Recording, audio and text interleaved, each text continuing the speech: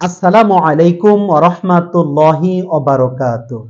সম্মানিত ভাই বোন, আপনারা কেমন আছেন? অনেক দিন পর আপনাদের মাঝে উপস্থিত হতে পেরেছি, এজন্য মহান রবের কাছে শুকরিয়া। আলহামদুলিল্লাহ। মহান আল্লাহ তাআলা আমাদেরকে নানানভাবে পরীক্ষা করে থাকেন। সুখের মধ্যে আমরা মহান রবের পরীক্ষার সম্মুখীন হতে পারি, আবার কষ্ট এবং বিপদ আপদ দিয়েও মহান আল্লাহ তাআলা আমাদেরকে পরীক্ষা করে থাকেন। এ সম্পর্কে মহান আল্লাহ তাআলা কুরআনুল কারীমে ২৯ নম্বর সূরা আনকাবুতের প্রথম আয়াতেই তিনি বলেন, মানুষ কি মনে করে যে আমি ঈমানদার এ কথা বললেই আমি তাকে ছেড়ে দিব, তাকে কি পরীক্ষা করব না? অবশ্যই তাকে পরীক্ষার সম্মুখীন আমি করব। অতএব মহান আল্লাহ তাআলা আমাদেরকে পরীক্ষা করবেন, এটাই বাস্তব, এটাই সুনির্দিষ্ট। সম্মানিত ভাই বোন, মহান আল্লাহ তাআলা সুখের মধ্যে আমাদেরকে পরীক্ষা করেন, আবার কষ্ট দিয়েও আমাদেরকে পরীক্ষা করেন। মহান রব্বুল আলামিন তিনি আমাদেরকে বলেন, এই কষ্টের মধ্যে আমরা কি কখনো সুখ অনুভব করতে পারি? আমরা কি কখনো কষ্টের মধ্যে শান্তি পাই, নাকি সুখের মুহূর্তেই আমরা শান্তি এবং প্রশান্তি খুঁজে পাই?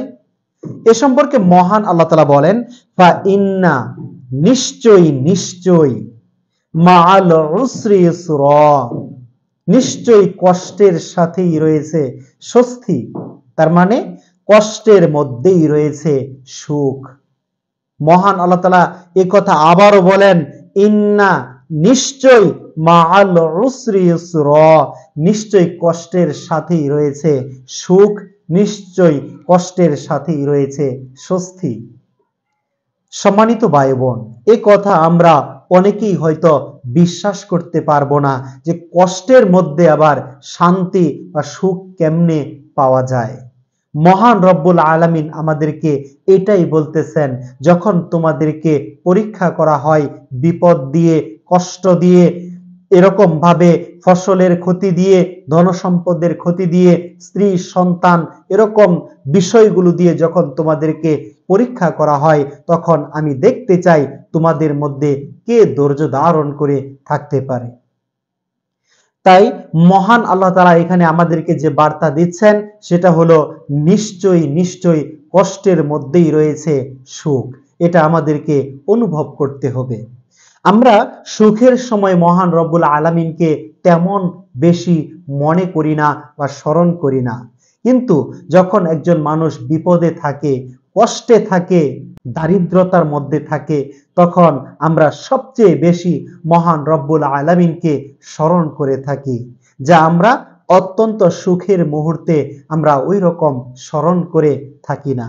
কুরআনুল কারীমে মহান আল্লাহ তাআলা বলেন, তোমাদেরকে যখন বিপদ আপদ স্পর্শ করে, যখন তোমরা কষ্টে আপতিত হও, তখন তোমরা আমাকে এমন ভাবে ডাকো, আমার কাছে এমন ভাবে সাহায্য চাও, যখন আমি তোমাদেরকে সাহায্য করি, তোমাদের ডাকে আমি যখন সাড়া দেই, তোমাদের সেই বিপদ আমি যখন দূর করে দেই, তোমাদের সেই কষ্ট আমি যখন দূর করে দেই, তখন তোমরা সুখের মুহূর্তে আমাকে এমন ভাবে ভুলে যাও যেন কখনো আমাকে তোমরা ডাকোইনি।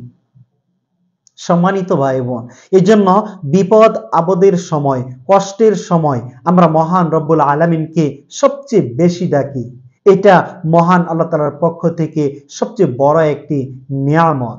এ সম্পর্কে ইমাম ইবনুল কাইয়িম রাহিমাহুল্লাহ তিনি বলেন, আমরা যদি দুনিয়ার জীবনে পরীক্ষার সম্মুখীন না হতাম, বিপদ আপদ আমাদেরকে যদি স্পর্শ না করত, কষ্টের মধ্যে আমরা যদি না থাকতাম, তাহলে আমরা কিয়ামতের দিন দেউলিয়া হয়ে মহান রবের সামনে উপস্থিত হতে হতো। সম্মানিত ভাই বোন, আমরা এই যে এত আমল করি, আমরা মহান রব্বুল আলামিনকে এত বেশি ডাকি, এত বেশি স্মরণ করি, কারণ আমাদের বিপদ আপদ, কষ্ট, দুঃখ, দুর্দশা এগুলো রয়েছে। এ সকল থেকে আমরা পরিত্রাণের জন্য মহান রব্বুল আলামিনকে সবচেয়ে বেশি স্মরণ করে থাকি, আর মহান রব্বুল আলামিন আমাদেরকেও স্মরণ করে থাকেন। এটা সবচেয়ে বড় নিয়ামত। এই জন্য কষ্টের সাথেই রয়েছে স্বস্তি, কষ্টের সাথেই রয়েছে প্রকৃত সুখ, কষ্টের সাথেই রয়েছে প্রকৃত শান্তি। কষ্টের মুহূর্তেই মূলত আমরা সবচেয়ে বেশি আমাদের রবকে স্মরণ করে থাকি। তাই এই নিয়ামতকে অবশ্যই অবশ্যই আমাদেরকে শুকরিয়া আদায় করতে হবে। আলহামদুলিল্লাহ। সম্মানিত ভাই বোন, তাই আসুন আমরা সুখে কিংবা দুঃখে, কষ্টে থাকি অথবা শান্তিতে থাকি, প্রশান্তিতে থাকি, সব সময় দিন রাত 24 ঘন্টা আসুন আমাদের মহান রবকে স্মরণ করে থাকি। আর যখনই আমি আপনি অবসর পাব, তখন মহান রবের ইবাদতে কঠোরভাবে মনোনিবেশ করব, অবসর সময়কে কাজে লাগাবো। যখন আমরা সুস্থ থাকি, তখন সুস্থ থাকি আমরা কাজে লাগাবো। সেই সময় আমরা যেন উত্তম সৎ আমলগুলো খুব মনোযোগ সহকারে করতে পারি, সেই চেষ্টা আমরা সবসময় করব।